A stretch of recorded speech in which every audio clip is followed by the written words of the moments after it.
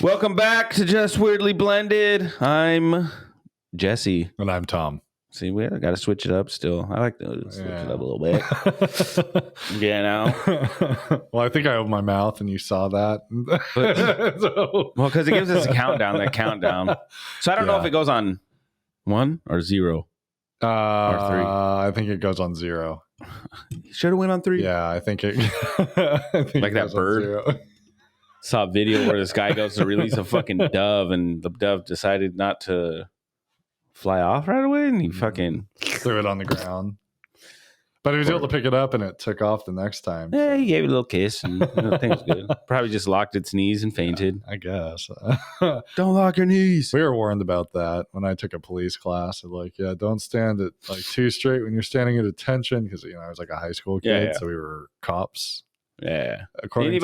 Anybody in your class like take it super serious though? Like carry around like I'm not handcuffs going to and shit? Do I have some sort? I had 2 kids one time, so we had to buy like a uniform, but it was a black T-shirt with the logo of the class. And we had to have black like military style pants and black boots. So it was a uniform. It was not, however, a true police uniform. And one guy showed up to the class, and he was younger than we were. I don't know if he was a sophomore or a junior. My buddy and I were seniors at the time. He had like the full utility belt, not with like no gun or anything, but I think he had a pair of handcuffs on it. He might have had like one of the because that would have been like an actual weapon. He would have been in big trouble. But I think he did have like one of those like asp nightsticks that flicks out and gets longer. Yeah. He might have had that. But the best part was, like usually it's like sheriff's deputies that they'll wear like that strap that goes over their shoulders. Oh yeah. Like it looks like they're getting ready to like storm a house or something. He had that on. Wow. And our teacher goes up to him and he goes, it was like the first Friday or whatever day it was that we were supposed to like be in like full dress and like Billy, this is not dress code. He looked at me and he goes, "What do you think the term uniform means?" And he goes, like they're all the same. He goes, "Yeah, do you see anybody else with the belt on or suspenders?" I just see a bunch of losers. It's like, no. Another guy pulled over somebody we knew from our high school, the local school Tritech. Wait. I'll get into it. So Tritech is a school locally. For those of you that don't know, like a career. All different high schools in the area come to this one career school, and which you is can cool, study culinary arts. My oldest daughter went to that. Did she? Yeah. Oh, she did for the daycare. Yeah, for like child development. Yeah. Yeah, I mean, there's like a dental program. There's like a basic nursing program. There's like a ton of stuff there that kids. Which I think is awesome, actually. And it's getting like bigger and bigger. But when we were there, I mean, it was a great class. The police class was awesome. We loved it. One guy tried to argue that we were like commissioned by the state of Washington to be cops. And so we should be carrying mace. Like swore in and shit? Pretty much. Like in his view, like we were police officers in training. And so for safety of the building, we should have mace. And my teacher, who was a police officer for our local police department, he just had a contract to teach this class. He looked at him and he's like, no. Not even a little bit. You're a high school kid taking a class. Can we get BB guns? So he's like, come on. I mean, just like one BB gun.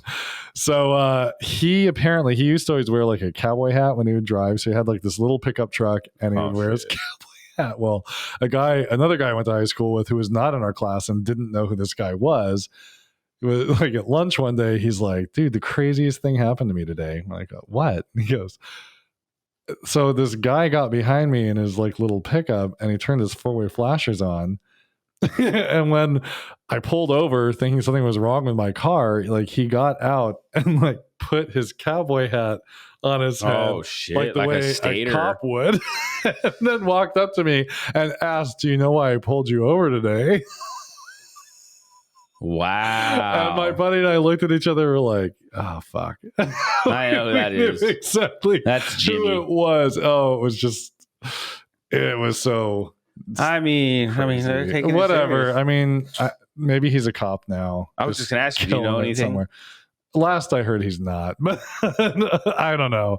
I'm not a cop either. He just keeps people locked up. He just keeps somewhere. Pulling people over in his truck, wearing his. I like to imagine has an actual outfit that he fucking. God, that would be if he got the other guy with him. That's crazy. The scary thing is, like, you can buy all that stuff. I had a Class A uniform, which was like the dark blue pants and the light blue shirt, because when I really wanted to be a cop.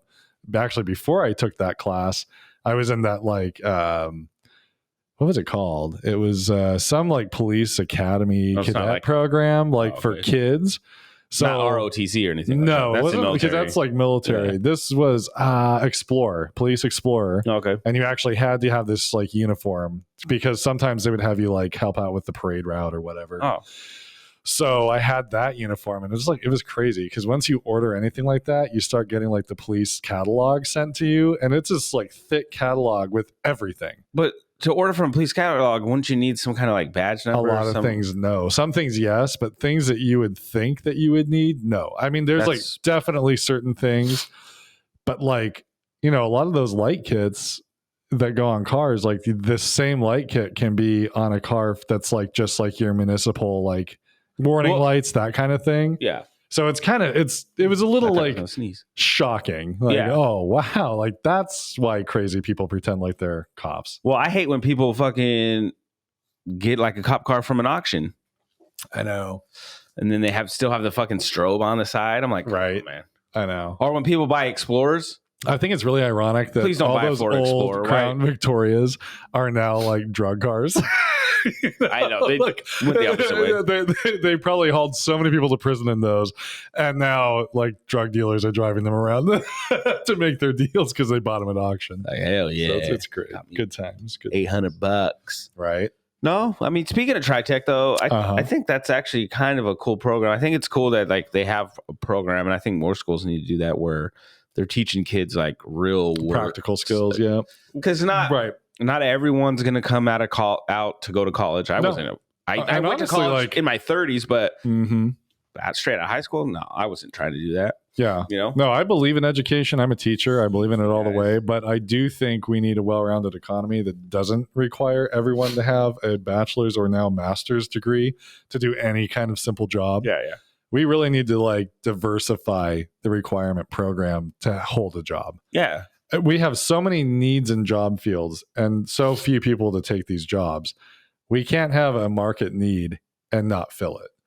So I think it's cool to teach like blue collar, teach stuff and like there's that. No shame in it. I mean, for some kids, I think it saved their high school career because it's like they found something they loved. Well, like I know for Sadia, my oldest, it was really good for her. Like she really enjoyed it. You know, she's working with kids and she's like fucking really good with kids. And so she's working with the kids and like she really enjoyed it. It was great. I loved my experience. I encourage any kid that's like needs credits and like isn't sure what to do, look into a program. They have a fire program there to learn to be a firefighter. And like tons of stuff. They have audio visual stuff. Like you can learn how to do broadcasting there. So many different things. Why? When you could be podcast? You could just buy podcast crap and do it from home. Well, I know, but they actually do like good stuff, you know. Oh, guys, I'm gonna sneeze. I gotta look at the lights. Bright lights make me sneeze. Oh, me too. I sneeze at the sun every day. Bless you. Bless you. My allergies killing me. I think the pollen count's been crazy. It's been pretty nuts. Oh, God, that fucking felt amazing. Anybody ever sneeze and it's like you just kind of orgasm? Well, you sneeze 3 times. They say that sneeze is like a third of an orgasm, so you just orgasm. I believe it. I'm glad I gotta go change my pants. Oh shit! I don't think that's pee. Oops. No, but like I went to Job Corps, and at the time I was like 22, somewhere around there. Right? I was young-ish. But for me, it was actually like a lifesaver, and it was more of a vocational like type. Thing. Learn some skills. Yeah, and like it really helped me with talking in front of people. I took a building maintenance class, so I learned a lot of stuff through that, and I really enjoyed it. But like they had like painting, working with like glass. What is it? Oh, like installing windows and shit. Oh, okay. I forget what they call that. a glass installer. Okay. There's an actual term for it. Anyway, they had that program. Glass installer. But we're talking like these kids are practicing like not just like your everyday like house window, where you're like some of the windows they were installing were like stuff you'd see like in a business building, like a skyscraper or something, like those like no seam windows or whatever. Yeah, it was really cool. They had a seamanship program. Yeah, which was like they would go out on the boat and then they would go to these areas and maybe clean up like some kind of drum or something. Huh. Yeah, but they would actually get paid. Wow. These kids actually got paid when they did those. But because they were doing like a real world job. Yeah. Wow. And so when I did like so they would even like after you were like getting close to being finished, you would get like you would do like a job training, kind of job shadowing, I guess. Okay. So like I was working for the Rex department, I think it was, or it was for Astoria. So okay, like the column. I remember the guy who took care of the column. That's the guy I was with. Me and him would go up in there. Like he made me sweep that bitch down. And the column's tall, bro. Oh yeah, so you had to sweep like all the steps all the way down. I had to walk to the top and then sweep it all the way down. Yes. Boy, did you have to like do any safety stuff or just hope you didn't tumble? Just walk. It was cool, man. Like, wow. We went to different parks, like prepped like a baseball field. I really enjoyed it. Like neat. For me, that was like, I was like, oh, this outdoor is awesome. Work. It's something like, I already know how to do. Or that's pretty cool. I know how to sweep. Yeah, I can sweep. But hopefully now the guy's got a blower. That would.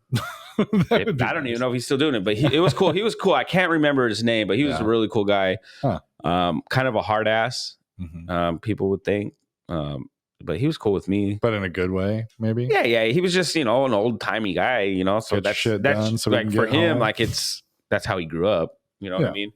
Different generation. We're not here to fuck around. We're here to get this job done. So people, I think, looked at him like he was an asshole. But for me, I was just like, oh, this guy's cool, man. Yeah. And he was. We were cool. Like, I would always talk to him, and he respected your work ethic. Yeah. I think most older people do because I don't, I don't fuck around. I'll what do you need me to do, man? Right.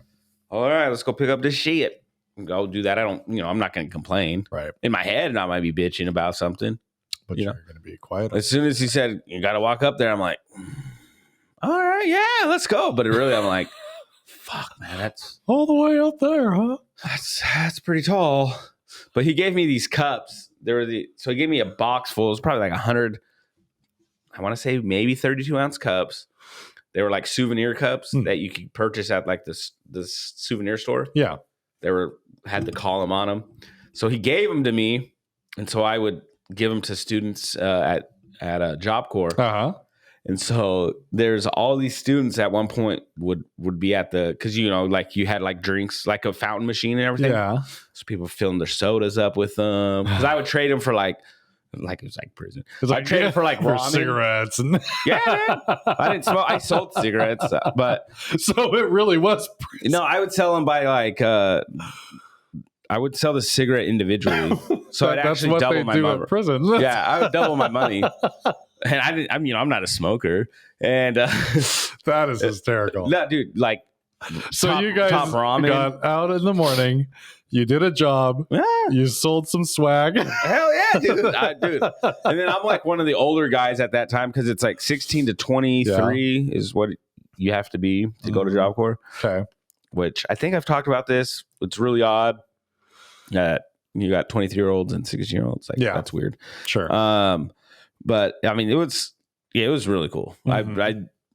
That's something I will always recommend to kids who don't think they have a path for college. Well, that's financing if you don't have a lot of money, right? Well, no, Job Corps is free. Well, if you qualify, right? No. To anybody? Well, it's so like if you obviously if you qualify, like say you like me, I was homeless at the time, right? So obviously I qualified that way. I don't think it's based on finances. I think it's based on like maybe like school. Maybe school's not your thing, or I don't know exactly how it worked. Interesting, but it wasn't based income. And maybe it was, and I don't remember. Well, you qualified anyway. But I qualified, so I went to Job Corps, and like at one point I was recommending like because high school, like I said, it's not for everybody. Yeah, and so at least at that Job Corps, they give you that opportunity to get your degree. your high school degree, your diploma, right? Your GED if you need to. They give you the chance to, like, I had the opportunity to actually go to community college at that time, and I realized, oh shit, maybe college isn't my future one day down the road. And so, but it gave you the opportunity. Oh yeah, dude, to look into what might be out there for you. It was really cool, and they were really helpful. And I don't know if it's changed since then. I don't know, but like, I think any kid that doesn't see college as their future, or they maybe even had a hard time in school, sometimes that's a really good route, because that's going to teach you real life shit, right? That you're going to use in the real world, right? Not only that, but you're also, I mean, you have to wake up in the morning. You have to clean your room. You have to do, they call it hall duties. So it teaches some discipline. Oh yeah, to kids. So for me, like, I was already older, so like, and this I don't know if this sounds like narcissistic or what, but there was kids that, in a way, they didn't look up to me, but they kind of did. Sure, like they looked towards me because I was an older guy. So I had a little more life experience at that time. But like, I became like the hall leader and like my resident president, and like for me, I learned leadership skills, right? That I didn't have at one point. But like any job I've ever got, that's kind of where I've always found myself going. But no, man, it teaches you. It's really cool, man. Nice. It really is. Well, that's neat. And I do think too, like, I think some kids need that, really. Yeah. I mean, and even like trade schools. Yeah, that's kind of what it is, really. It's like a trade school. Because trade schools often, then you get hooked up with like the unions, and then you become a plumber or an electrician. Well, yeah, that's how, so like one of my really good friends at that time, and we're still friends, acquaintances. Sure. He took the painting program. And to this day that I know of, he still paints. Wow. Yeah, he still paints. I had another friend that did accounting. They have academic programs through there too. They had like computer. Yeah. Go figure. Didn't do it then, but hey. Didn't do it then. I was into building maintenance. That's cool though. So like a glorified janitor, if you will. Sure.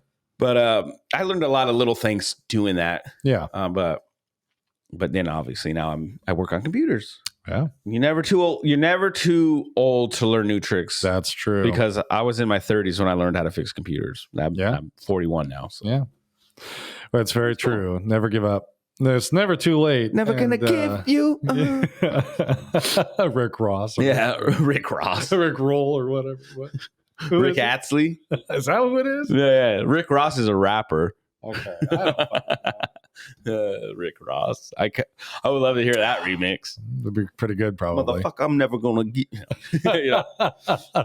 Yeah, didn't Rick Astley wasn't Rick Ross connected to like a huge drug? Maybe thing. There was, I don't know. He's a rapper. I'm not gonna all rappers claim to be. No, not all of them claim to be. Yeah, I thought he was like something with like he might have been at one point or something like huge. And the smuggling. I think he could have been. I know Jay-Z claims to be right. Like that's how he started, kind of like he got his money. When you hear old Jay-Z albums, he'll talk about that. Right. That's how he got his out. Slanging his stuff. But no, it's I don't know how we got over here, but that's all right. I think opportunities, it's learning ways to make it in the world. And I think as a parent, for me, like those experiences, I feel like can help my kids. Because maybe it's something I could share with them if they listen. Kids don't always listen. Kids like never listen. My mom would tell me stuff, and I know I talk a lot of like not trash about my mom, but I talk like my mom was some way, but my mom worked her ass off to try to keep us afloat when we were growing up. So I can't fault her for that. It was just life was rough. Sure, being a single mama. So shout out to all you single moms. But and single dads. You know what? Single dads. There's a lot of single dads. Yeah. But so there was stuff my mom would tell me, and I was just like, yeah, whatever, Right. Yeah, whatever, I got this. And then later on in life, it would like hit me, and I'm like, and then I remember one day I like had a conversation with my mom. I was like, like some of the stuff you told me, you were right. It panned out, and so that's what so just off that conversation, there's things with like the kids, like Alicia's like, I don't understand why they're this. I'm like, you know what? They might not know now, but like in a few years, they're going to realize. There are some things you just have to experience for yourself. They're going to realize shit, my mom was right. Yep. And it is. It's a life experience. Yeah. Sometimes as parents, like, you don't want to be that helicopter parent. You know, I have that tendency to want to be that way because I don't, I want to shelter my kids, but at the same time, but you can't to some degree, right? Yeah, you got to kind of. I want to protect them, but at the same time, when it's not. Their little wings have to grow. They do. You can't expect them to grow if they're always clipped, right? No, you got to let them out of the cage. You got to let them fall to the ground a few times. Let the cat shake them around a little bit. You do. You seriously do. And honestly, we talked before a week or two ago about not letting your kid grow up to be an ass. Yeah. That's part of it. Yeah. Your kid can't think that they're untouchable or the world won't hurt them. Like, they have to know it's not personal. It's not you. It's the way the world works. This is how, like we were saying, like you can't expect kids expect so much nowadays. They feel entitled, like the world owes them stuff, and eventually they're going to learn on their own. And I remember telling my oldest that, like, she wasn't doing too well in high school at the time, and I was just like, one day, and then, world's gonna slap you in the face, right? And I don't mean that in an asshole way. I meant that in the most loving way at that time. But that's just life. Fucking slapped me, right? Bitch slapped me. Well, and the tough thing is, like, not to denigrate kids for the struggle that they're going through, because in their experience base in the world, they don't have a lot to go off of. No. So high school, if they're struggling, it is probably the hardest thing they've ever gone through. Well, exactly. Looking back, it's like, oh, you just wait until, but they don't have that. They don't have that knowledge. They're not like, oh, well, I work and then I come home and have to listen to these kids all day and blah, blah, blah. Exactly. So yeah, they'll figure it out, but they do need the time to kind of go through the stages of figuring that out. It's funny you bring that up, because you don't think about that, like, just you saying that, I never thought about, like, at that time that maybe that was the hardest thing for her or for my kids, like school, like, there's so much harder stuff. But, when I think about it, like, at a time that was probably the hardest for me. Right. Well, I had a lot of social anxiety, especially back then. And so, I remember my stomach just in knots all the time. Well, so it was exhausting. I would go home exhausted after school. Job Corps, so I had, like, I never looked at it like that. I had that because I was very always bubbly, but inside I was like, screaming. Yeah. But when I would, like, Job Corps kind of like broke some of that social anxiety for me anyway out. Like, I still have issues, like, trying to talk to crowds. Like, I suck at like teacher. I tried teaching when I was at, my last job. No, not for me. But you gotta talk I found myself when I was one-on-one with the students. That's how I strive, right? That's how I'm really good talking one-on-one. Yeah. But Job Corps, like, it taught me some of the stuff, like, at one point I had to talk in front of, like, the whole student body was like 500. Yeah. Not a lot. Well, that's still to me, that's full a lot. Room. That's a full room. Oh, dude, I shit myself. Yeah. Even at my work, I have to, like, present a part of a PowerPoint on Wednesday. I'm shitting bricks. Yeah. To thinking about it, I'm just, like, stressing out about it. So yeah, I don't know, man. It's funny though that you say that, though, because it is. I never thought about it like that. Like, it could be, like, for them the hardest thing right now. It is. I mean, they just, again, there's so much. We have seen it. We've been through it. So we have that to compare. Like, we've been there, we've felt it, and we can compare it to now something harder that we've overcome. Yeah. There are moments in some people's lives where they feel like, this is probably going to shift gears a little bit into, like, the depression, suicide thing, but people become overwhelmed and get to a place where they don't see it ever getting better or don't see a way through it because, again, they don't have the experience of overcoming something that challenging.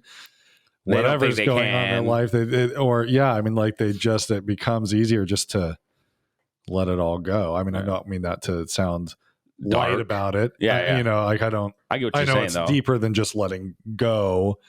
There's, obviously serious mental health stuff going on there, but that is the logical answer, is just to let yourself expire versus actually getting through it. Yeah, actually like facing losing the faith just, and belief that you can get through it, and that another day will come. And yeah, well, like they say, like your darkest day will bring like one of your brightest. You know what I mean? I mean, not to I don't know quote if that's the Batman exact here, thing. but it's always darkest before the dawn. It is. Well, it is. I mean, but it's so true. That but storm's you going to have be to so go rough, and through then it's that. going to calm. Then you got to go through that cycle enough to learn, what is it that you can control and what can't you control, and when do you just need to kind of let it go. Yeah. Some people it's faith in God, and they can just give it to God, and if that works for you, Hallelujah. then go for it. Yeah. Hallelujah, George. Yeah. If you don't have God, if it's just you believe in yourself, More power to you. You have friends to talk to, you have a therapist, you got like we said before, you need a support Yeah. system. Sometimes it's church, sometimes it's friends, sometimes it's yourself. Yep. Who knows? But I mean, you got to really be strong with yourself for that to be possible. Well, right. And, you know what I mean? Not to the line of being arrogant, and then I don't need nobody. Because there's a lot of people that seem really strong and arrogant, but inside they're more upset. I feel like that's me. So not that arrogance part, but like I feel like I come across a certain you project something different than what you feel. Oh yeah. Because sometimes I'm just like, and then I'll just in those quiet moments, I'm just like, you're such an idiot. You're stupid. Blah, blah, blah. You're no good. Blah blah blah. You're negative self-talk. Yeah. Which I think that's normal. It's normal to a point. Exactly. I think sometimes, like for me, I kind of overdo it. Yeah, but that's something I've been working on through my life, and I think I've gotten a lot better. Yeah, I've been in times of my life. Like I remember walking through college, my campus one time, like early on in my college career, and I'll do this thing where like I feel like high on a hill, like, oh, you're so smart, you're so good, you're so great, like I'm feeling high, and then all of a sudden something will happen where I self-doubt, or again, it's gotten a lot better, but back in that day, I had very little actual confidence in myself. Yeah. So I was getting ready for like a final, and this professor had said, like, this is not an easy class. All these people are going to fail this class. And I remember just walking through the campus and feeling like, you're like the dumbest person that's ever lived. Like, I think you're like literally the stupidest person on earth. And I was believing like I made it to college, but I just felt like I was so worthless. And like logically in my head, I was believing that I was like the absolute dumbest human being that had ever lived on earth. Like, how did my parents even love me? Like, no, yeah, I get and then I went and I aced the final and got a 4.0 in the class. So obviously, you're so dumb. I'm smart. Yeah, obviously, no. Like for me, like it was high school for me. It was a big elite college, but still, I mean, that was a good college. It felt good. You went to a 4-year. That's cool. I went to a 4-year school. I wish I would experience that. I never took SATs. I didn't do any of that stuff. Like whatever the barely passing score was at the time that I took the SATs. That's what I got. Well, like I want to say it was like a 980 or something. I think it's cool that you got to experience that. Like for me, it was more like, okay, I barely skate by high school, but I was like, I can't afford to go to school. Sure, I don't, like I'm not gonna have no help or. Well, no, that's the scary thing is when you don't know like the steps you have to take to get there. And I never knew all that, so I was just like, you know what, fuck it. I don't need fucking I don't need college. And obviously, at that time of my life, I didn't know what the hell I wanted to do, and so I'm like, what's the point of me going to school? I went to school, and so I still didn't really know what I wanted. I went to the school of. I worked at Arby's. I went to Arby's school of. Yeah, I worked fast food, and I jumped around so many jobs. I got experience, I guess, in that sense. But. Yeah, there's some value to that, though, to kids learning some of those lessons before rushing into college. Yeah, well, I think that's okay. The traditional thought was you better go right away because if you don't, you're never going to do it. That's true, I think, if you go and fuck around and start getting drunk all the time and all that. Yeah, but if you don't know what you want to do for college. And you take a year and you work and you experience life and you know that you have a goal, but you're figuring that out. I think we need to expand our minds a little bit around the next stage in life because I got a degree and couldn't do shit with it for almost a year. Yeah.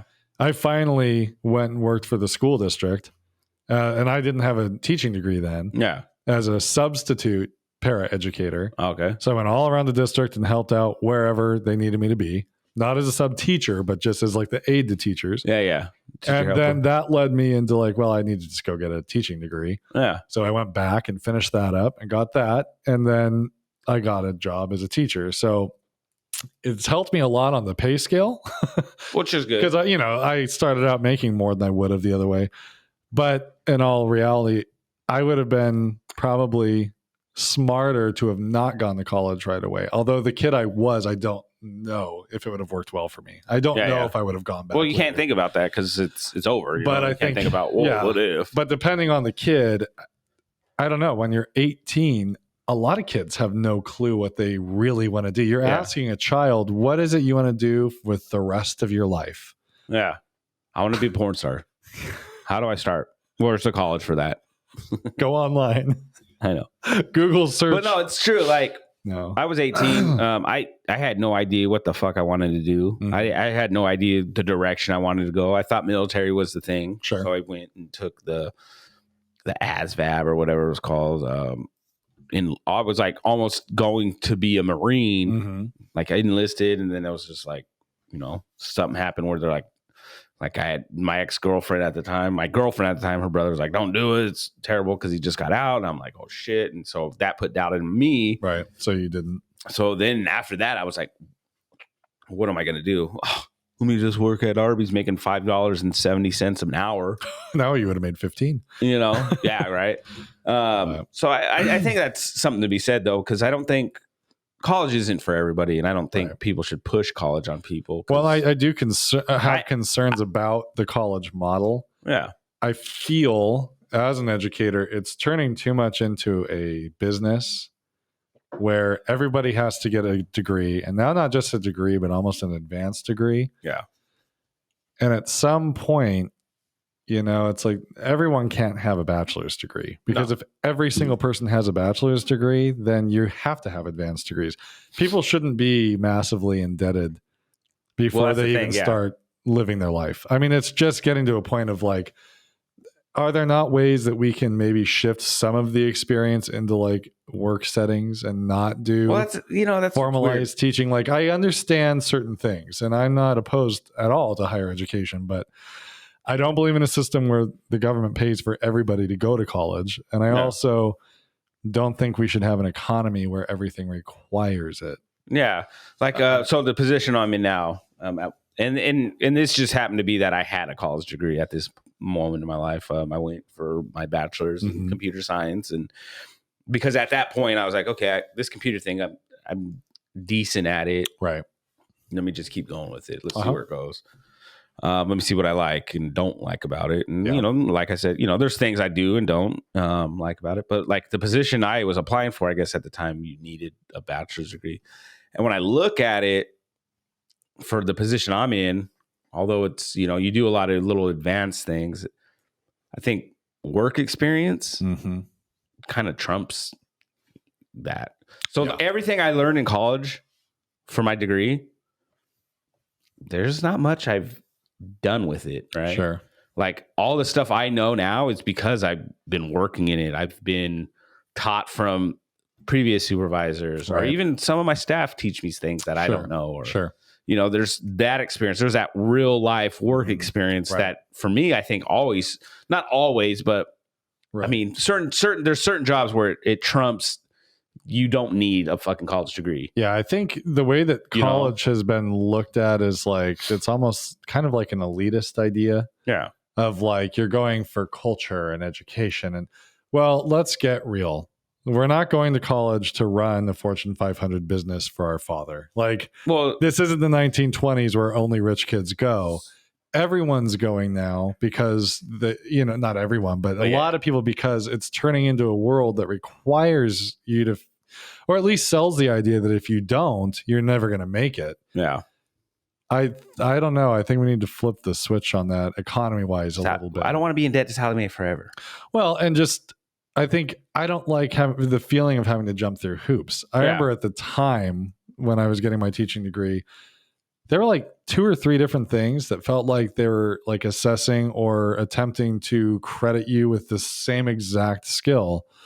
but you had to pay different people different things. You had to waste time on different things that all met the same end objective. Oh, okay. And I don't mind experiences, and I think it's really good to make sure like people are vetted. But when it gets to the feeling like people are just jumping through hoops, you should not be jumping through hoops. Every experience that gets you to something should be worthwhile and meaningful. Exactly. So, and I think that is, and is there some stuff that, doctor, for example, right? Yeah, schooling. That's you're gonna need to know how to do a surgery. If you're gonna cut people need that. open. Watch that Dr. Death if you haven't seen that. So there's someone at my work that I don't think they have. They have to get their college degree for them to advance their career, right? Sure. Granted, this person has years of experience doing what he does, right? But he's not getting paid shit because he doesn't have that college degree. But he also knows more than all his peers. Right. But so they might make more than him because he doesn't have that degree. By technicality, this person needs a degree. Yes. If they just decided to, we're not going to acquire it. Technically, this person can get a job somewhere else and probably make double than anybody there because they're very smart in what they do. They know their shit. Like, they don't need a degree. Like, see, that's to me, like that's programming. A false economy, right? You don't need a degree to program. Some people are just, they have a mind to program. Sure. I took a programming class and I quickly learned. You don't? I don't have that mind. I don't have that patience for one. Yeah. And it's not something I really enjoy. I don't like to sit there and code and do all this stuff. Some people, that's what they really love doing. And some people are it's a natural thing for them. Like some people are just naturally good at learning languages, right? Sure. Some people just naturally can pick up a language like that. That'd be great. I cannot. Right. And so that's kind of what coding is. It's a computer language. Right. And so some people just naturally if it clicks for them and they're just like, oh, hell yeah. Oh, this is so fun. Like I had a teacher and he was really good at programming. He was so good at programming that the curriculum we had, he was like, we'd be doing the stuff and he'd be like, no, don't do it that way. Do this. Beep, beep, beep, beep, beep. We're like, what the fuck? And there would be times where like, hey man, can you kind of slow down? Because I have no idea what the hell's going on right now. You're like, because he was so he would get into that like freaking beautiful mind moment. Well, yeah, he's just like when you love something so much, you just get excited for it. Like that's how he was. He wasn't that naturally a teacher, but he was just had that excitement that a teacher you would love to have. Yeah. So he would just love it, and he was just like, oh my god, oh, and you can do this, and you can do this, oh. But the book says this. No, don't do that. Do that. Microsoft don't know what they're fucking talking about. Do this. Control. Boop boop. And you're like, did you ever see the episode of The Simpsons where Homer's bored at work and he starts doing like this stupid either the crossword puzzle or he does like the word hunt deal where you have to unscramble the words? Oh yeah, it was something not brilliant. But they made it like a brilliant mind or a beautiful He's all mind. seen code. Where like they show him and he's like all intense and like these words are like flying by his head. It was really funny. That's probably how that guy was. Died laughing at that. That's what it reminds me of. Just like he's in the zone, Yeah, and that was cool. And I respected him and I really learned a lot. I'm not going to say I didn't, but I really learned that that's not for me. Sure. Yeah. I screwed up my basic intro to computers that we had to take just to get a degree. I could barely get through that coding. I was good with the hands-on stuff. Yeah. Okay, the computer doesn't work. What's wrong with the hardware side? Like I'm good with that. Sure. And troubleshooting. I'm really good at troubleshooting. It's for me. Working it's like with a puzzle. The software, but not telling the software how to work. Yeah. Like I can figure out what's broken a lot of times or something, and it's usually just me. Well, did you do this? Yeah. Well, or a lot of. I'll say this, and I'll say this until I'm blue in the face, like my shirt. Is this blue? It's blue. Okay, it's baby blue. I know. I'm just kidding. But no, baby blue. Google is your fucking friend. Google's helped me a couple times because I am not a smart computer person. I learned a lot of stuff do the basics. I can. It's funny, Blanca, I can't do anything computer wise around her. I swear to God, when I'm around her, like things that are right in front of my face, I just can't see. Well, at work, I can fix other people's computers. Like I'm the guy that can walk around and help. Yeah. With a lot of things, not all, but like your basic plug and chug, like it's probably this, or this. Yeah. I can get stuff working. Here, it's something to do with either her energy or like me just feeling the pressure. It's the pressure. A lot of times can't do it. There's stuff, and then she just picks on me. No, Alicia is the same. So it's funny because Alicia, like, I'm really good with the computers, but when it comes to my phone stuff, she's really good with like the Android stuff, trying to figure that stuff out. Like, so there's be stuff like with our watches, like our Fitbits and stuff. She was able to figure out, and I'm like, well, it's not working for me. What'd you do different? Yeah. And so she'll figure it out. And I'm like, like God damn, look at you, little IT girl. You're looking kind of sexy, little IT. When I sent you guys the GIF. God. Yeah, this guy. Through a link. So for you people that don't know, and we'll reiterate this a million times over. He's my ex-wife's husband, right? So we're all in a group chat. My wife, his wife, him, me. We're all in this group chat because obviously we, I got kids involved, and we're just really good. We're all good friends, right? Yeah. No, we're not swingers. For anybody out there that fucking thinks that, that'd be weird. No. That would be extremely weird. Too weird. We're good friends. There. They're like family, right? Yeah. But this guy, since we're all doing these gifts, because we started watching this show that they've recommended to us, and Schitt's Creek. It's pretty good. Great show, by the way. It's hilarious. Thank you. I'm glad that you like it as much. Yeah. We're on season 3. It's fucking hilarious. Great GIFs, by the way. So we're sending these gifs. I always call them gifs. The guy it's a hard G. created it, he did officially say it's a GIF. It's a GIF. It's a hard G. GIF, yeah. And then he sends us a web link. Well, and I laughed when he sent it. I'm like, oh man, this guy. And then everyone flamed him when it did come. But boy, did I figure out how to do it. Yeah, he did. Yeah. And then he started just having a conversation with himself. It was great. Yeah, it was cool. I don't know. I don't know. Like getting back to just kids learning, and I don't know. School's not always for everybody. Yeah. Just got to figure out what you want to do in your life, really. Well, that's it. And I think kids need to have things that they love, and they have to delve into it. And they just need some kind of direction in their life. Do you think...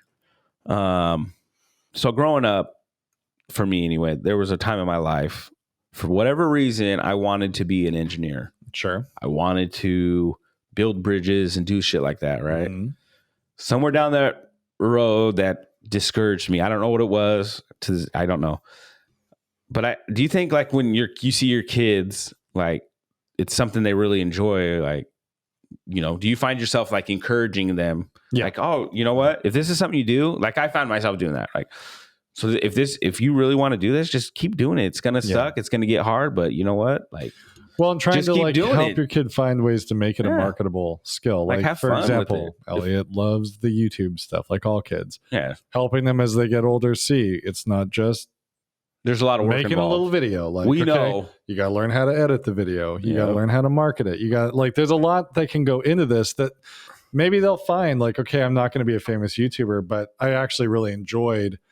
Who knew I like to edit videos? Maybe I'll do video editing stuff and like I enjoy the editing part of the videos. I still have no idea. And I'm simple minded. Don't get me wrong. Like it's not like hard editing, but it's cool. Sure. Yeah. Well, I'm very impressed with what you do. But you're right. Like that is what it is. It's but like I think find that skill. It's not just like, oh, you're having a blast, like just fuck around forever. But it's like, helping guide them maybe in a way where they don't feel they're getting preached at.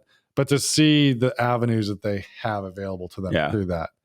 Like engineering is a tough one because, you're going to have to go get a master's in engineering. Well, yeah. Which is a tough thing to do. You know what I thought? I couldn't be an engineer is because I can't draw. Yeah. I feel like if you're going to be an engineer, you have to draw good. Architect, yes. Architecture is very difficult because you have to be artistic and mathematic. And I was not mathematically or autistic. So. But a lot of like civil engineering, like the bridge building and stuff is, they would say one of the easier engineering. So it's a lot of stress and math, that kind of thing.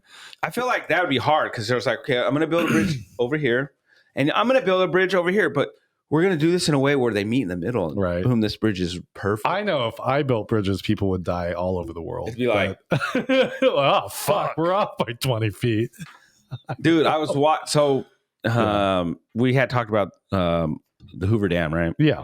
Mm-hmm. So when I was in Vegas, it was years ago, they were in the middle of building a bridge just above the Hoover Dam. Uh-huh. And it was the craziest thing because it's hundreds of feet up. Yeah. But then I'm just like looking at it like, because I think I was at the time, I'm like 30 maybe. Yeah. Like, I'm like, damn, that's how you build bridges?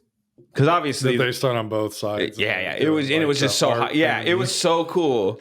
No, it is odd. I mean, just like to think like they'd have to know how to build it, and not only and it that, makes sense. Obviously, then the builders who are not engineers have to read the plans well enough to get everything right, where it does meet. See, and that's the thing. It's funny because builders, people might think they're simple-minded folk, right? There's or like construction worker guys or whatever. When you really think about it, man, they got to have a very smart head, like mathematics, right? I mean, you're dealing with fractions. I learned fractions because I worked with Gabe. Mm-hmm.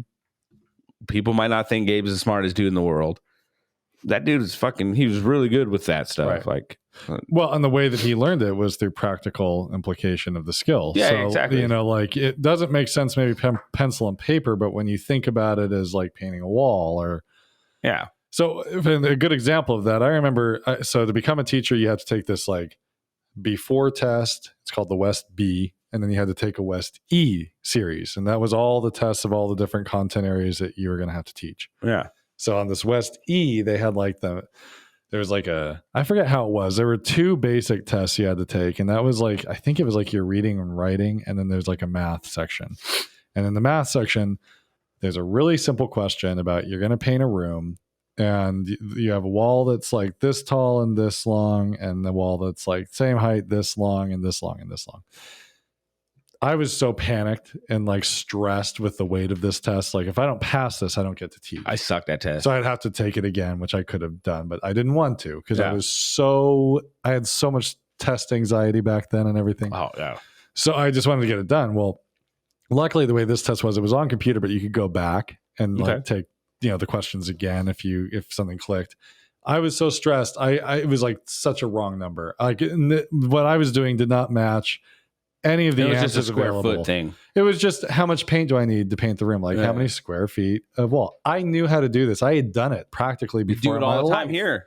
I've done it here. I helped my dad paint when I was a kid. Like I knew how to calculate walls. My brain went blank. Exactly. Yeah. 2 questions later, it clicked. I went back. I was doing like room volume. Yeah. Length times width times height, right? So it was taking the entire volume of the room.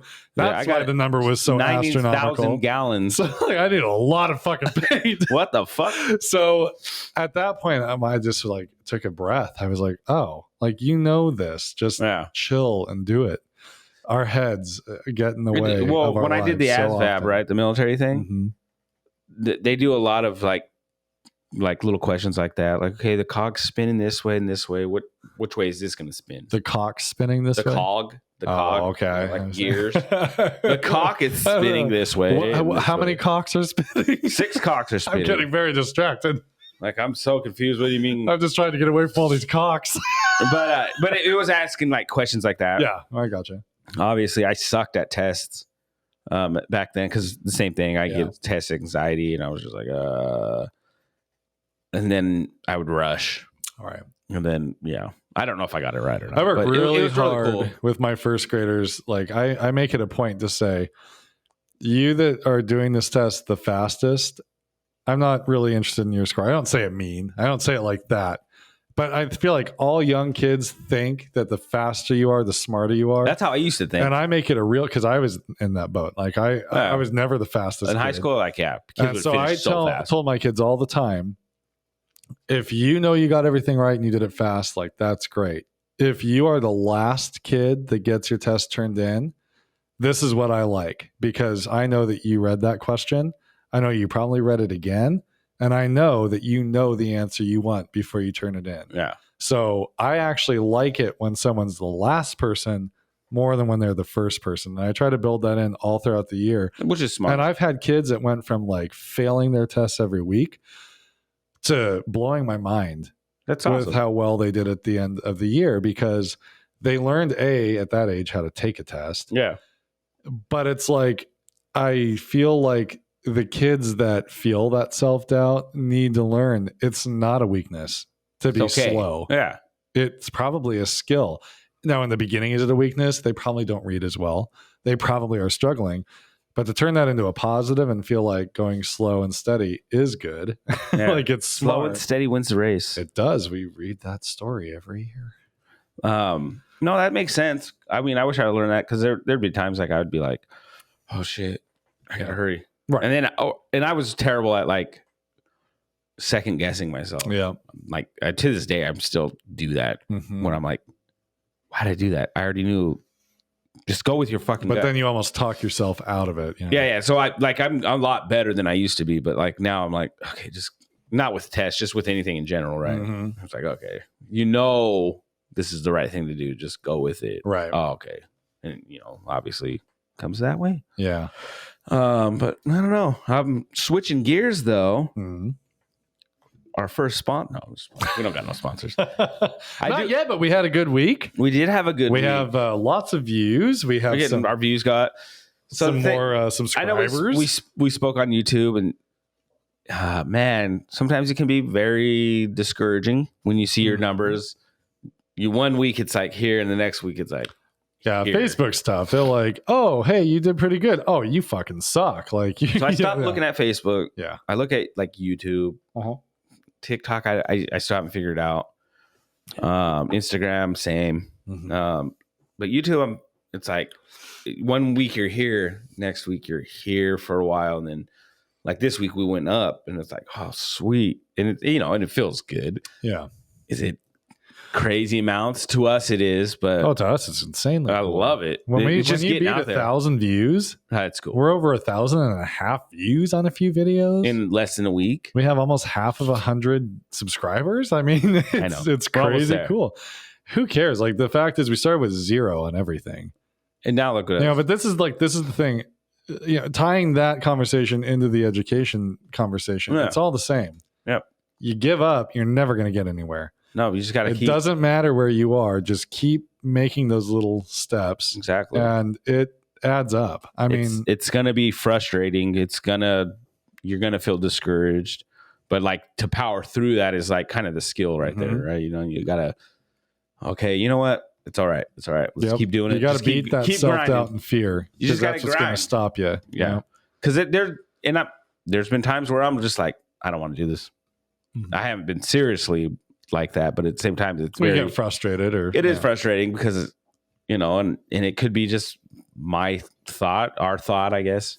I really think we have something good, Sure. But at the same time, there's been a lot of YouTubers and whatever you want to call them. Yeah. What are we? Social content producers, we're content creators. Like there's content creators that have been around for 5, 6, 7 years, 10 years, and it took them that long. We've been doing this for under a year. Exactly. And so like we're way better off. The skills we've learned, we've gotten better. We have everything. We're getting somewhere. We're getting there. And I'm proud of us. That is something that you can apply to any part of your life. Hell yeah.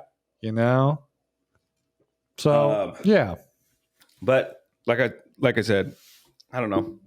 I'm proud of us. I think we're making strides, and we're heading in a positive direction. And I'm proud of all of you for being there with us throughout the whole experience. I appreciate the people that do listen. To us, it's all over the place, but people are listening. I hope some people get stuff out of it. Yeah. Really. I mean, that's the goal. Oh, and something that I really want to say that I enjoy is some comments. We've gotten some comments lately. I love that. You used to not get any comments. We're getting some comments now. We are. It's nice to see that, that's what tells you that the thing that you're presenting thought-provoking is connecting with somebody. It means something to someone. And I think, we do need dialogue. We need conversation. We need, I think that's what the world needs. Perspective on things. And, we've said it before. We'll say it again. We don't have the answer. We're not saying that we're right. We just have everything, our answer. We're just talking. And if it sparks a conversation, great. Yep. We're not always right. No. The only person that's ever been right, Johnny Depp. Clearly. Although I saw a meme that says the first man to ever win an argument against a woman.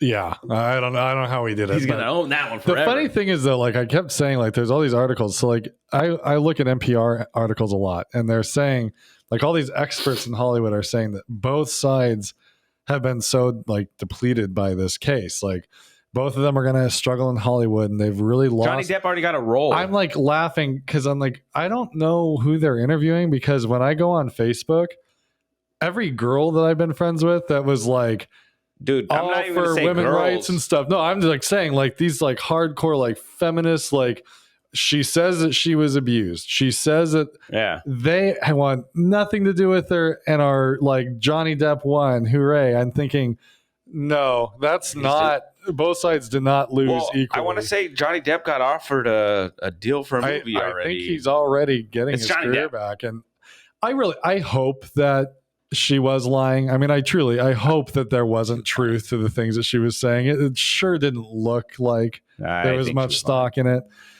But all the jurors agreed with. They had to, 100% had to, and he got all the money he asked for. She won one defamation, and I think it was actually against a lawyer, not him. And it was for, I mean, something like $300,000, measly amount of money. Well, they're saying she won't even be able to afford to pay him. Be able to get it. How is she? And does he really want the money, or does he just want his career back? Well, like he had said anyway, like. I think the cool thing is this just for me, I think it's cool because it raises awareness that men are abused as well. Can also suffer abuse. And it was clear. Whether or not he ever struck her, she also struck him, and she did some things that were not exactly. Okay. That's what I'm going to say. Like that whole relationship was fucked. Very toxic, not healthy. To me, it came across like maybe she like was more of the abuser. That's what most of it appeared as. Like, and it was interesting that she would record certain things that you wouldn't if record you care for someone, you're not trying to. If you really are trying to help someone or care for them, you're not going to record them in the worst moments or times where they might be fucking up, but like you don't need to do that. Right. You don't need to look like you're trying to set them up. Yeah, exactly. That whole thing was.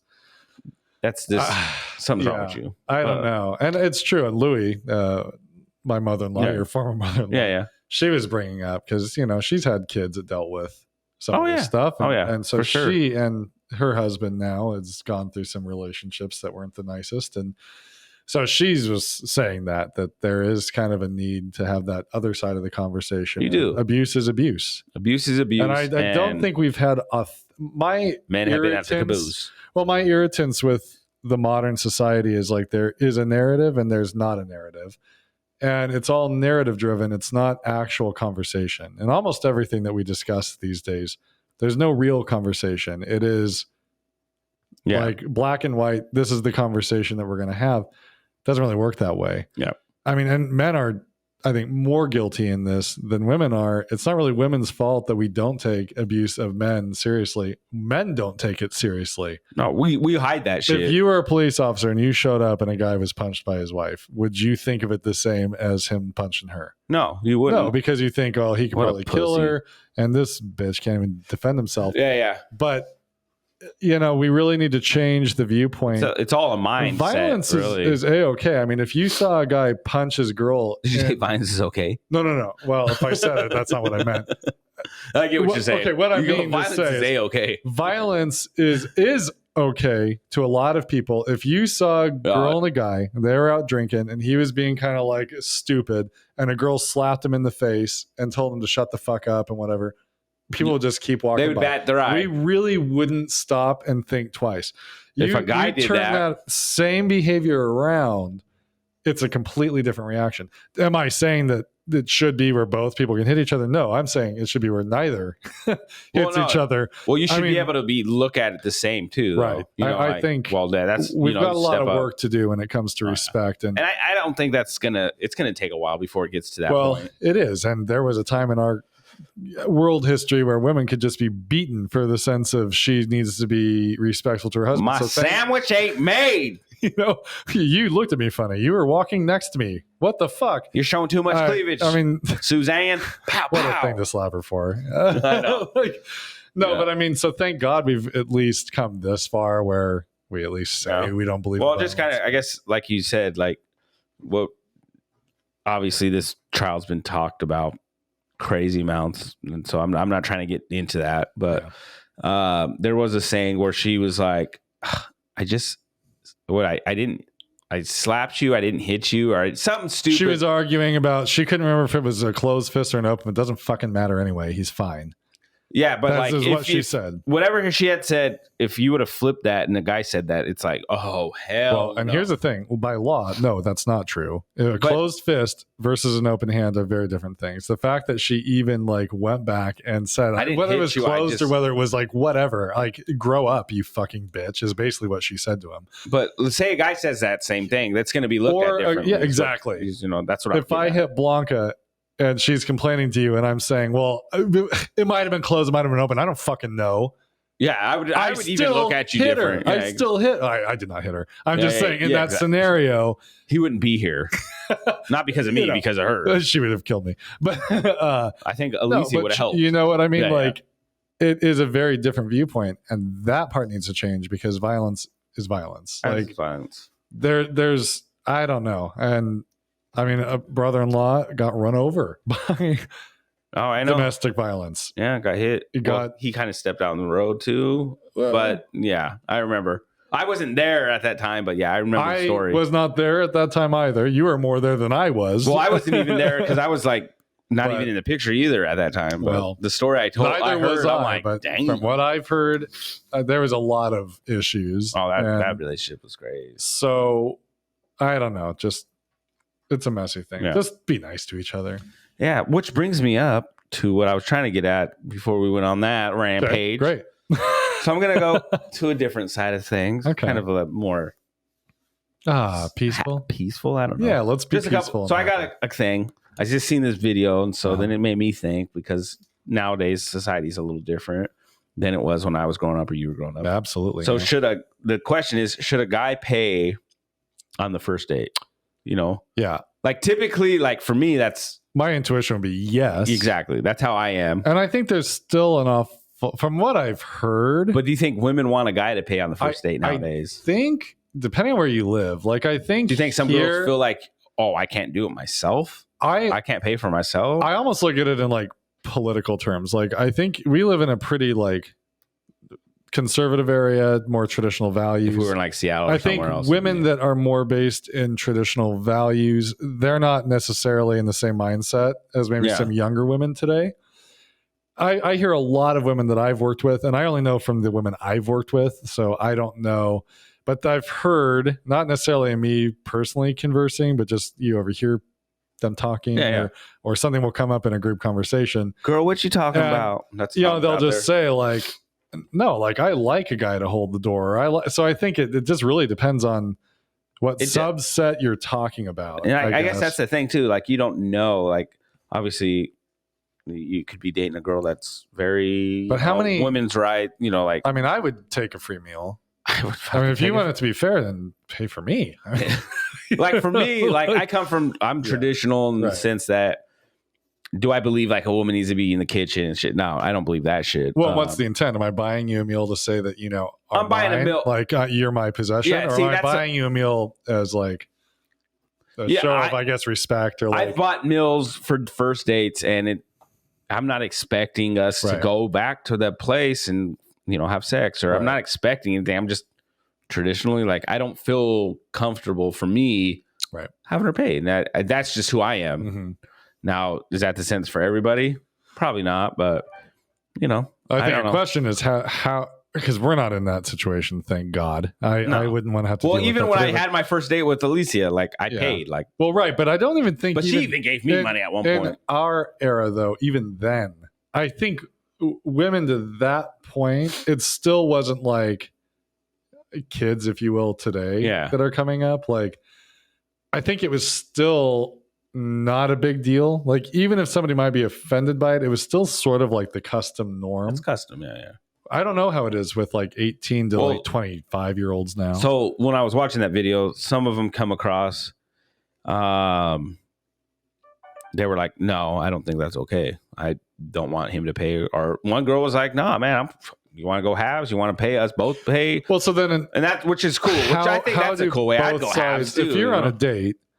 And I have a girl that's like... See, I wouldn't give it that... See, for me, if I'm going on a date, and I don't mean to cut you off. No, go ahead. When I'm on a date, I'm not going to just bring up the conversation of pay, right? Right. As soon as the check comes, I'm grabbing it. And I'm not grabbing it to like grab it from her. I'll just be like, just customary. See, I think customary. Men, I'm just grabbing my card. I'm like, here you go. But my assumption would be, I would look at her like, if I'm on a date as a guy, I'm not paying for that. And the girl has a reaction of like, I go and I grab it, and she looks at me and has an attitude about it and is like, I don't believe in that. Instantly, it's like, well, it doesn't really matter anyway, because I'm not going to continue to date you. For one, that's a huge turnoff to me. It's like, I am absolutely fine. So you're turned off because of a strong woman. Okay. Pretty much. No, just rudeness. I'm kidding. Honestly, I'm just going to say, like, I think there's a lot of like culture baiters today where it's like, I'm going to wait and see what you do, and then I'm going to react to it. Yeah. Have a conversation. Like, if someone's doing it, assume the best intent, and then do. And that's what it is. Hey, it's so nice that you want to pay. I believe in paying for myself. If you don't mind, can we split the check? I think a guy that's respectful is going to say, yeah, no, I was, I didn't mean that's any cool. offense. Like, yeah, we can split it. And you know what? No, so I don't know. I think it just my question is too, and this just kind of coming up to me, and this is just, so would it be okay if the guy just went out and assumed that she was going to pay or whatever, like how is that going to be looked at? Right. Cause the girl's going to assume, and I don't mean this across the but you're saying that the fairness is going to be we split, not I'm going to pay for it. So my thing is, across the board, most people are going to assume the guy's going to pay, right? Yeah, I would agree. Right. I think even all the woman, age groups, even women, yes. they're just going to assume the guy's going to try to pick up the check. Right. But what if there's guys that are like, no, you're paying for that. Like, right. Like how would that be perceived if the guy was like offended that he had to pay? Like, no, I'm not paying. I haven't seen it. If it were Johnny Depp, people would probably be like, oh, pay? He is so fucking cool. I'm not paying for your food. I don't know. I don't think that would go over. I would like to see, but that's what a gal that has that open-minded, and the guy just acted like it was her job to pay. Would that be something? Would that be okay though? I think it's something we'd have to observe. I would like to see that. Would I do that? I could never do that. But no, I couldn't. But it would be fun to watch that conversation. Like, what would she say? I don't know. Yeah. I mean, but like, I think across the board, most people are thinking the guy's. Hey, if you're a girl that has that viewpoint that you want it to be equal in the sense of like you don't want a guy to pay for you and you're strong-willed about it, would you pick up the check for the guy though? What would you feel if a guy just assumed that we're going to pay for both of them? Yeah. No conversation. I'm curious about that. Would that be like, that would be fucked up. Ideal or see okay? In my heart, in the way I feel like that's because fucked up, right? We're used to that. But and I don't mean to. She would. And I'm not trying to do it because I'm trying not to like make it seem like women are beneath me. No, that's I know what you mean. And that's not. You know what I mean. But like, I think just in general, like some people just view like, well, you're just doing that because you want the woman to be here or whatever. Right. Honestly, we don't think that much. We were taught to do things a certain way, and that's how we do it. It feels right. Blame my mom, please. Weird. Please blame my mom. Well, for all of us, our culture is something that we're taught, and a culture is an important, special thing. My mom taught me to treat a woman with respect. I'm not ashamed of my culture. I was taught to pay for a woman on the first date. Well, no, and it doesn't mean that I think anything beyond that. It's just culturally, that's what I believe. I don't know if I was ever told that, but I know my mom's always taught me. But you kind of, we are, because my mom came from abuse. She was abused. Yeah, I grew up in an abusive environment. She taught you not to perpetuate that. I saw the abuse. I seen her get smacked up, and I seen her smack back because she got smacked up. Like she wasn't like a weak woman where she just, like she stayed in the relationship. Yes, but at the same time, she would fight back. She would fight back here and there. Like. But at the same time, she taught me that it's not okay to fucking raise your hand to a woman and stuff. Mm-hmm. So, like, for me, it's just whatever. Right. But yeah, but that's really a cure. I do really hope that we get some strong-willed gal out there that I would love to hear has a strong opinion. I am very curious. Like, if a guy was not willing to pay, would that be okay? Would it be as offensive as him expecting you to pay? Like. Yeah. What would the I'm just curious. What would the ideal situation be? I don't know. I'm curious to know. I'm really curious. Minds want to know. Well, I think that's the kind of dialogue we have to have. We need to hear each other talk and see. Okay, what does it sound like? What do we think? We're old guys in a sense where we just grew up in this old environment, not old environment, just more traditional. Just traditional. Yeah. A lot of stuff's new age. Well, and the thing is, like, for us, I'm also not going to apologize for who I am, but I'm curious as to what I'm definitely never going to apologize. I don't think people need to apologize for who they are. People shouldn't need to. No, as long as you're not a total asshole. Yeah, that's what I was going to get at. Right. Yeah, if you're a dick, yeah, obviously. Right. But I mean, you can't apologize for. I can't apologize because I'm a nice guy. I'm right. And I'm not going to change my view on what is nice. Many a time for being a nice guy. I got a shit on very much. But no, I got, like, stuff hasn't worked out because I was perceived as the nice guy. Mm-hmm. I'm not the bad boy or whatever. And sure, whatever, cool. Which is funny also. Which I don't care. Like, right. You want to think that about me? That's on you. As much as I might have, like, issues with certain mental things, at the same time I know that I'm a nice guy, and I'm just gonna own that. Well, you have a job and a car, and you want me to beat you, woman? Yeah, a lot of the bad boys, it's the fact they actually don't have anything going for them. There's things I'll do with my wife, and she does, and she knows I'm joking. I don't ever like raise my hand to my wife ever. I know what you mean. But I'll say like no, or I'll do something, and I'm like, and she'll get kind of upset. I'm like, don't be mad at me. That's just the bad boy in me. Yeah. Sorry, that's just the bad boy me. I can't help it. I'm just a bad boy. She'll laugh because she knows I'm fucking around. I'm not gonna blow what it is, but you're gonna love an episode later on in Schitt's Creek with Bob. Bob fucking cracks me. Bob is gonna wear an outfit because of his wife Gwen liking bad boys. Just wait. Johnny, if I wasn't mistaken, I would think you had a crush on me. The way he runs up to Johnny about the car. Did you catch that? Yeah. No, I just was watching. We rewatched an episode because we fell asleep. So he was just like, Johnny, if I'm not mistaken, I think you might have a crush on me. I'm just, I wouldn't care. You're like, it almost seemed like he was kind of. I wouldn't care if you did. Like, it almost seemed like, wait, Bob, are you? Is there? And then they try to get the apartment that was. There was a death here, and we're like, oh shit, that's the guy who got hung. Okay, I think I know what you're getting at. Yes, there was a death, but don't worry, we've removed the ceiling fan, and yeah, that one was so funny. That's what's funny is like they keep bringing things back. Yeah. It's a very tight. I think that's what I liked about like Supernatural. It's like stuff comes full circle. Yes, they kind of keep things within the realm. Right. So I like when they do that character. What's that Ray? His name Ray. He'll keep. I love Ray. He's not a constant character, but he always comes back, and he's always just as ridiculous, and he's always selling things.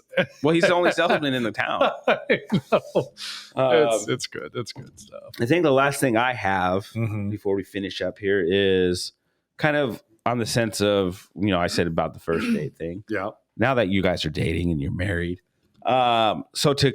A question I saw up in the dad's group is to feel connected to your wife. What do you feel you need more of? Is it a set? Not okay. Well, I'm going in reverse here. That's fine. A, time. B, sex. C, communication. D, respect, or other. I think most men are going to go to sex, but if they think about it, I think it's actually going to be one of those other things. I think it's actually need more. I think for me, it's communication. I think the thing also is. And you can call me what you want, but I think sex is actually very important in relationships. Sex is an important part. I think it is. But I don't think it's... I mean, I don't think it's the most important. It's very important to have a basis in sex where you have a healthy sexual relationship. Yeah, I think you have to have sexual attraction as a basis. You have to. Like, that has to exist because that's always going to be there to kind of pull you back, I guess. Yeah. But... I don't know that I honestly can answer it because I don't think I know myself well enough to know. I mean, I think for me to feel connected, I think for me, it's got to be for me like communication is really important for me. And I'm not the best communicator. I'm a horrible communicator. We've both been told we're not the most. Block and knows I'm a bad communicator, but she's also not the best. But that brings me back to the thing where it's like.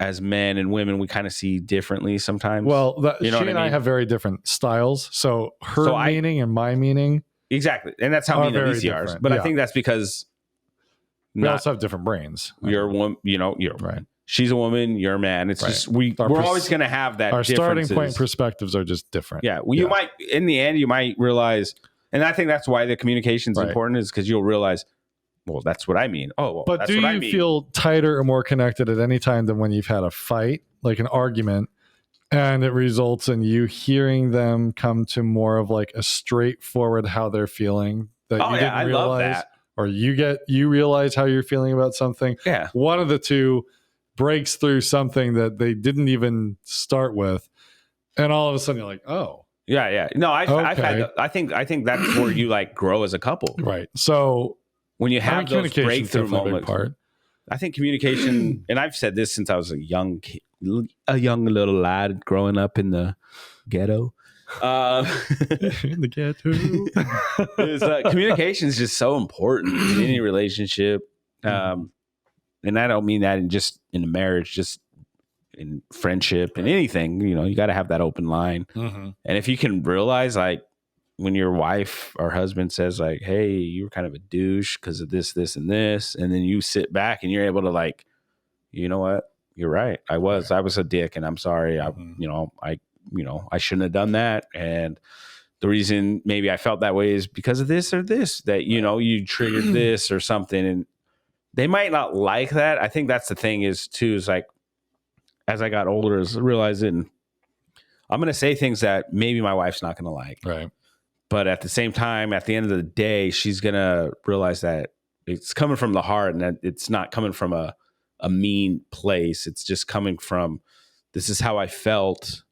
And this is how, you might made me feel, or just like, she made me feel a certain way.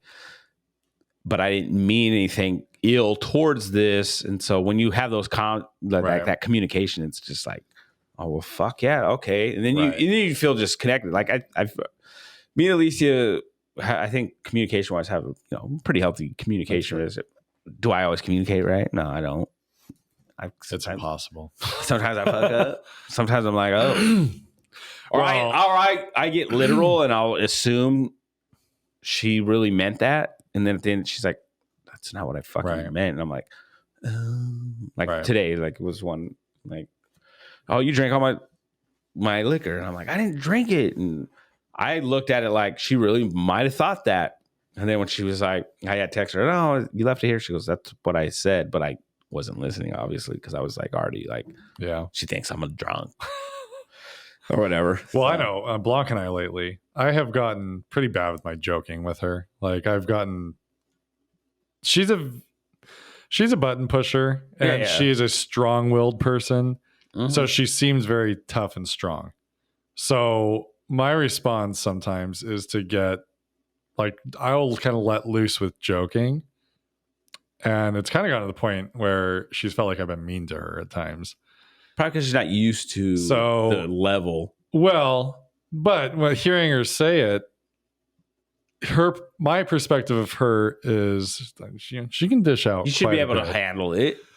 Well, but when she says back to me, and you've heard me talk to her sometimes. Like, when she tells back to me things I've said, it's very different than in my head when I'm saying it. It's like, okay. No, there's been times I hear you guys and I'm like, so I can't say that to my wife. Like, but we're different in the way we are different. And I think, to some degree, she has to know, like, it is going to be different, because if we don't have a little bit of that, like, you can't be the same. She wouldn't like that, but I'm learning that boundary. Yeah. And, but I felt bad the other night because she was like saying like the things that I've said or whatever. And I'm like, and then she kind of came to a realization for herself that she's been under a lot of stress in ways that neither one of us really realized. And so she just kind of like let that loose. And she was kind of upset with me because I went out and listened to the podcast and had a cigar. Oh, okay. And so I was like doing it. And then she came back from doing all that stuff. And we were texting about the game. And she kind of wanted me to come in. This is the other night. Yeah. She wanted me to come in while I wasn't taking the hint. And when you guys weren't next to each other? No. Oh, me and Alicia were literally in bed laying down. I was out smoking a cigar and going through. So I'd like text with you guys and then go back to the podcast. And when I heard the bleep, I'd go back. So I was doing that. Well, she and I had talked about it the night before. Well, she forgot, but she was kind of like flustered that day and feeling like it's been kind of just a week for her, just a lot of things compounding at once. And so she's like, I feel like I can't remember anything and blah, blah, blah. Well, she was upset with me. And then she kind of like put herself in a corner, I guess. And I could be wrong, but from what I got from it at the end, she forgot that we had talked about it. So even though like I was technically right, I felt kind of bad. Because like she felt bad that she forgot that we had talked about it, but at the same time, about like, the game or about the about me doing the podcast that night, trying to get some clips and stuff, which happens. And but she kind of like broke down and just laid it out of like she's been feeling like overwhelmed with a lot of things, and just sometimes we all feel that way. Oh yeah, for sure. So then she was talking about those moments. She's like, honestly, I think a lot of it just has to do with how she's feeling right now. And I'm like, well, that's understandable. Like, like my perspective, because she always plays like everything's easy.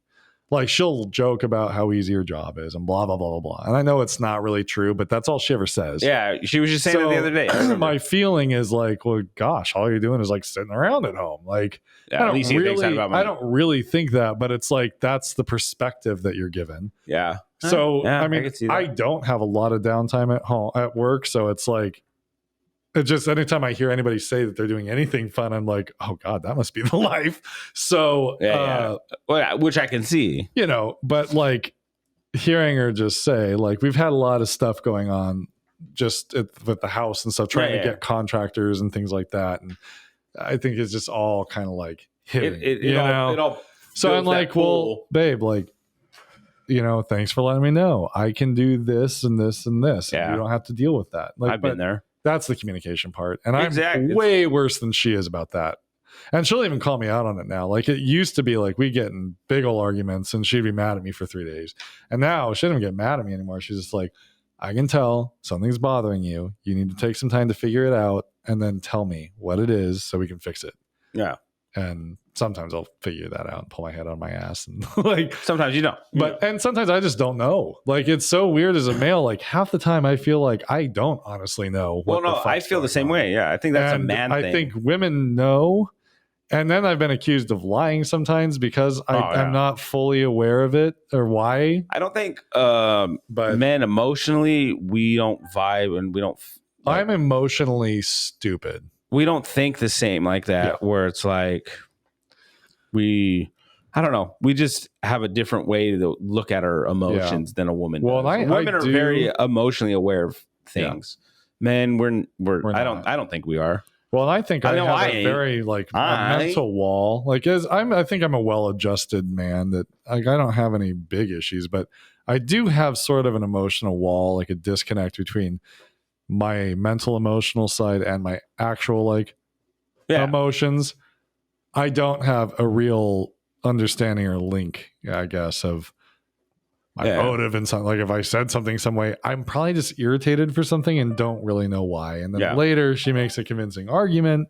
I've talked about this before. I've become confused of like, was I really lying or did I just get confused of why I was confused? And And I don't know, but I don't think we ever, if it comes across lying, like we're not trying to lie.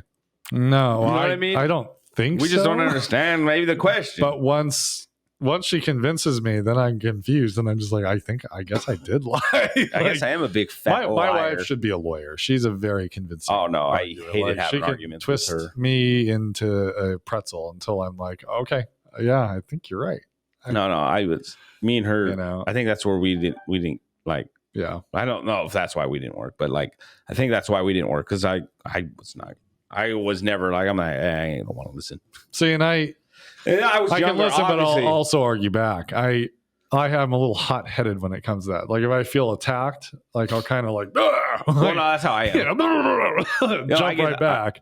I get like that with like Alicia, like she'll say something and I'll just get annoyed. I'm like, and that's the thing, like, in relationships, the core of this that sounded gross. If you are in a relationship where you feel like everything's just bad all the time, get out of that shit. At that point, like I think a lot of these questions that we get are probably from people that are feeling like things aren't good. Yeah. And if your relationship isn't based in a few core things, You're going to have to look at it. And I think sometimes, and I don't like, I don't like to say this. I'm going to say it anyway. I think sometimes too, you're not maybe in tune with who you are. Yeah. You know what I mean? Like I think that's emotionally or something like, back in the day, me and Blanc, we weren't on the same page, obviously. Right. I was a different person. She was a different person. Right. So, well, how do you fully expect I didn't find myself later on in life to really listen to my own dialogue or like trust myself with certain things or be under the impression, oh, it's okay for me to say something or it's okay for me to. But you have to learn that. Yeah. And you have to learn it through losses and through relationships and through like several Alicia has helped me to realize like, say it. I don't, I'm going to be mad at you, but at least you're telling me like, I don't care. It's very meaningful when you're with an adult though. And you have that. I think you and Alicia have it. And I think Blanc and I have it. Yeah, you guys do. You will have an issue that in a young relationship, it just would have been over. Oh, for me, I know there's a lot. If me and Alicia met when we were younger, like when I was younger, there's no way. Right. Because I was stubborn. I'm still stubborn, but like stubborn, but when that person stays with you and it's like, you know what? I hate you right now, but we're going to talk this shit out. Like, see, that's where I am something very neat about that feeling of like, this person really is in it. Like they love me and they want to be here and I want to be here. And the one thing I can say, at least for me, is never go to bed like angry, right? So if you're ever try that, sometimes it works, sometimes it but no, it's a really good thing to live by. It's hard. Like, so for me back in the day, like I would just whatever, fuck it, I don't give a fuck, right? And now, like for me, and Alicia hates this about me, is I'm like, no, we need to talk. Like, what the fuck's going on? And it doesn't always work. It doesn't always work out that way, obviously. But the next day, hey, like, what's going on? Like, let's talk. Like, I know, maybe you thought this, or I maybe fucked up, but I didn't mean this or that. Like we have that dialogue and communication. Yeah. Again. Well, my biggest problem is like, when I get hot, it's like, well, you did this and blah, blah, blah, blah, blah. And then after a while of us not talking, then I feel bad. I'm like, I just don't want to fight anymore. I want to be over this. And then I'm like, I'm sorry. And she's like, well, what are you sorry for? Fuck. What was that? Mom, don't. I know. Like, I'm sorry because I was wrong. And well, what were you wrong about? Fuck. And then, it takes a while. It does. And then we get to that point of like, and then we work through. I don't know. And I think one thing, never apologize for something you're not really sorry for, Good rule to live by, but I think that's something, and that for me, that's something and that's just not in relation, but I think that's just in life in general. It's like, there's things I won't apologize now in my life because I'm not going to tell someone I'm sorry for something that I know, like I'm not really sorry for. Sure. Now, do I mean that with my wife and stuff? No, I don't mean that like in that sense. Like if I'm telling her sorry, I am sorry. Or if there's something I don't think I need to apologize for, we have that conversation. Right. But just in life, I think people need to realize, like, if you're not sorry, don't apologize. It's a waste of your breath. It's a waste of the person's time that you're apologizing to them and you're making them listen to something that in your heart you don't give a fuck about. You're like, yeah, I'm gonna do it anyway. Obviously, with your spouse, you do give a fuck about. Well, yeah, that's what I mean. Like, but yeah, no, but I know what you mean. But like I said, like if I'm gonna apologize to my wife, I mean it. Right. Will I fuck up again? I've done it. Oh, of course. I'm sorry I got drunk. I won't do it again. I got drunk again. Sorry, like obviously that happens, and I think that's a man thing, or that's just a relationship thing. That's an alcoholic thing. That's just alcoholic thing. But if you're in a relationship with somebody and you aren't perfect people, you're gonna have issues. If you're the not question perfect is, people, what do you do about the there's issues? There's no perfect people. Blanca, bless her heart, it's the same thing all the time. She gets very frustrated because I don't learn. I don't figure it out. But damn it, she stays in the foxhole with me. Yeah. Do you remember that movie with what's the guy's name? Topher Grace from That 70s Show? Yeah. He was in a movie with Dennis Quaid. In Good Company, I think is the name of the movie. Okay. So they do this like hostile takeover of the company that Dennis Quaid works for. Oh yeah. I know what you're talking about. The young boss of Dennis Quaid, but he ends up in a relationship with Dennis Quaid's daughter. Yeah, I remember that. And doesn't know it until later. But then anyway, so now he's like his boss, but he also has to be like his son-in-law kind of thing. And they're starting to bond. And he goes, "How do you do it? Like, how do you make it in a relationship?" And he goes, "Well, you choose somebody to be in the foxhole with, and when you're out of the foxhole, you keep your dick in your pants." That's about it. He made it that easy. Life is some kind of a battle. You deal with it with your partner, and then you just the grass isn't always greener. I guarantee you, if you go and cheat with every person that looks appealing, every single relationship will turn into the same damn thing. Oh, dude, 100%. You know, it's all physical based for that initial part, and then it becomes a real life relationship. That physical, like I said, I've cheated, so like that physical feeling's great for like that 20 minutes or whatever, 20 seconds. Let's be honest. But even if you have that like excitement for a few months, it's a short lived. Right. Then you have to go back with this feeling of like dread and guilt. Like you're just not only that, but like the relationship with that person.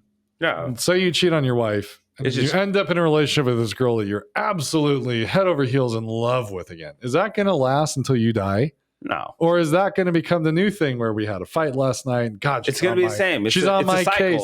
You have real life. And you're going to have real life issues. Just like with when you fell in love with your wife. That's it. Like you have this. Are you head over heels in love with your spouse every day? No. Do you have days where that feeling comes back? Absolutely. Yeah. Do you have feelings where you want to just choke them out? You do. You do. Some days you don't like them very much. You do. But you have to realize at some point you've chosen to be with this person for a reason. If you have an emotional connection, if you have a romantic connection, and you have like a physical attraction, you're going to work. If you have those things and you're willing to stick it out, it's going to be hard. It's going to be tough. It's not going to be perfect. No. I think the idea that there's this couple that just sits on the couch and holds hands and reads a book together, like this vacation every other weekend. Not reality. Reality is you get in fights and you stick together. Reality is you fight, you hate each other sometimes, you love each other. But at the end of the day, you stick it out. You fucking make it work. You find somebody to be in the foxhole with, and when you're out of the foxhole, you keep your dick in the pants. That's it. And on that, I think we can end that. I think we're done. Yeah, keep your dick in your pants. You know what? Keep your dick in your pants. We might title this one, Keep Your Dick in Your Pants. Keep it in your pants. That's what we're going to title this. All right. Keep it in your pants. We love you guys. Thank you for listening. Keep that